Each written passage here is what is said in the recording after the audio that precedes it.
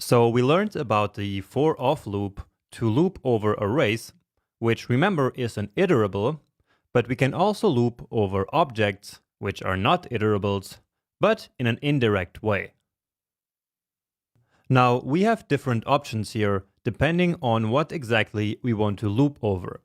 So do we want to loop over the object's property names, over the values, or both together? And let's start by simply looping over property names. And so remember, they are also called keys. Now, ultimately, we will still have to use the for-off loop to loop over the array, but again, we're going to do that in an indirect way. So we're not actually looping over the object itself. Instead, we're going to loop over an array.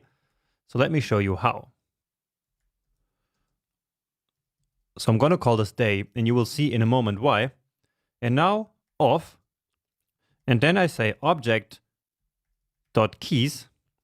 and we pass in the opening hours object. And now let's simply, to see what happens here, log the day variable to the console, and then I will explain what happened here. So indeed we get Thursday, Friday, and Saturday, which are exactly the three key names of the object. So we can see that here. So indeed, Thursday, Friday, and Saturday. So let's take a closer look at this mysterious object.keys. And let's do that here before, actually. So let's just say properties equal object.keys. And then again, opening hours. And now I want to take a look at the result here. And so indeed, it is an array with the three property names. Okay. And we can actually also use this to now compute how many properties are in the object. So let's say we wanted to print a string saying how many days the restaurant is open. That would be simple, right? We can just log to the console. We are open on, and then properties dot length. And now we get the number of properties here, of course. And so that's 3 days. Okay. And so this is also the array that we're going to be looping over. So properties. And that's why I called this variable here day, because this array basically contains 3 days. Now let's actually do something cool here and instead store this into a variable. And let's say open, and then str for string, and here a colon, because now using the loop, I will basically keep adding to this string. So open string plus equal, and then the current day. So day, and then a comma. And so here we are then essentially building just this string. So that's similar to something we did already before. And so the end is we are open on 3 days: Thursday, Friday, Saturday. Great. So that's property names. Let's write that here.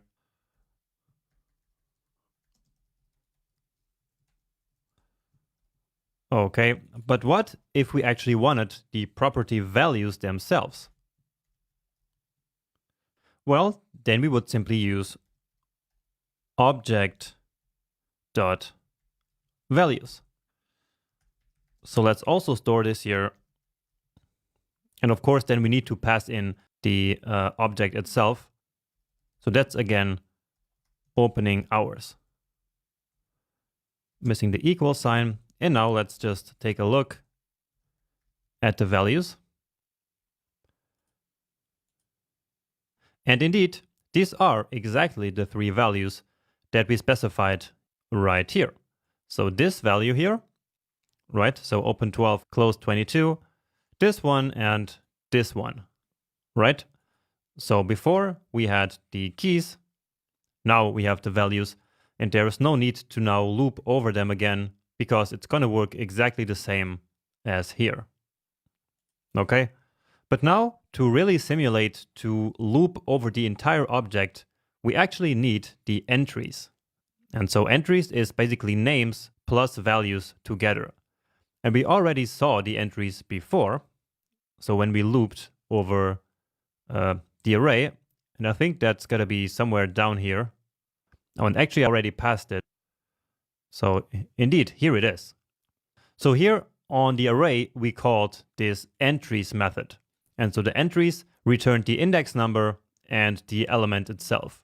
And so we can do something similar on objects, and that will then also return the key and the value. Okay, now it works differently on objects because it's not going to be a method that we call on the object itself. So here we had the menu array, and then we did that menu array dot entries. But now here we do it differently.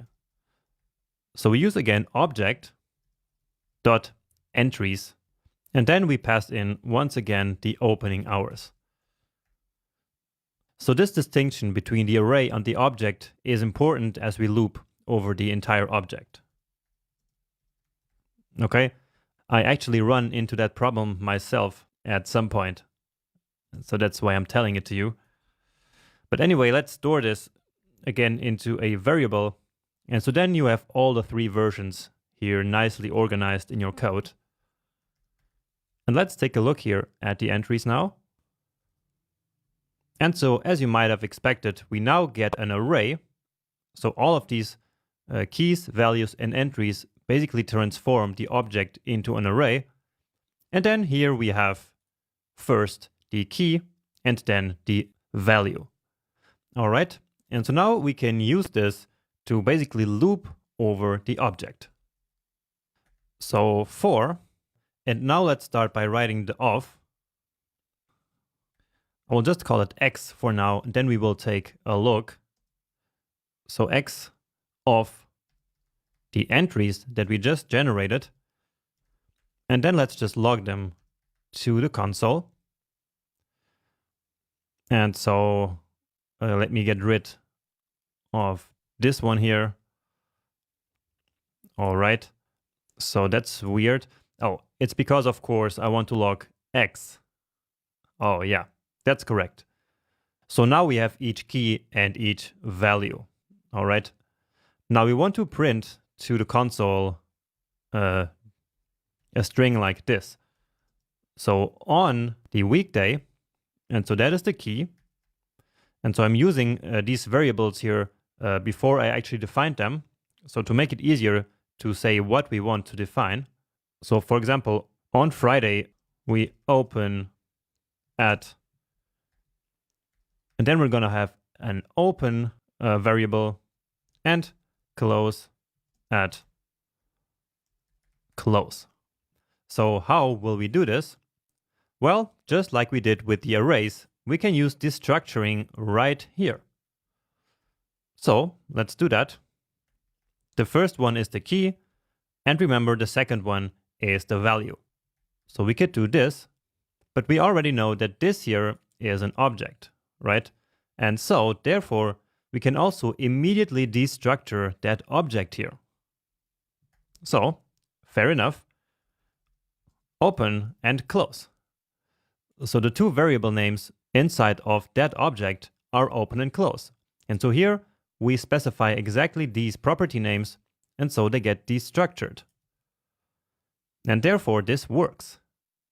So let's see that again. And so, yeah, so this is here the value, basically, all of this, right? And so here we have open and close. And so that's exactly what we defined here as well. And therefore, we then end up with the string here, which got all of the data out of the object into this nicely and neat string. All right. So this part here is necessary because the value itself is also an object. But if you had a more simple object with a simple value, then you would, of course, only do this here as destructuring. Just a key and a value. And of course, you could then give them other names as you would like. So here we can just call them day. We can use any name that we want. Awesome. So we're doing great progress here. And now it's time to practice that once more. So I see you in the next coding challenge.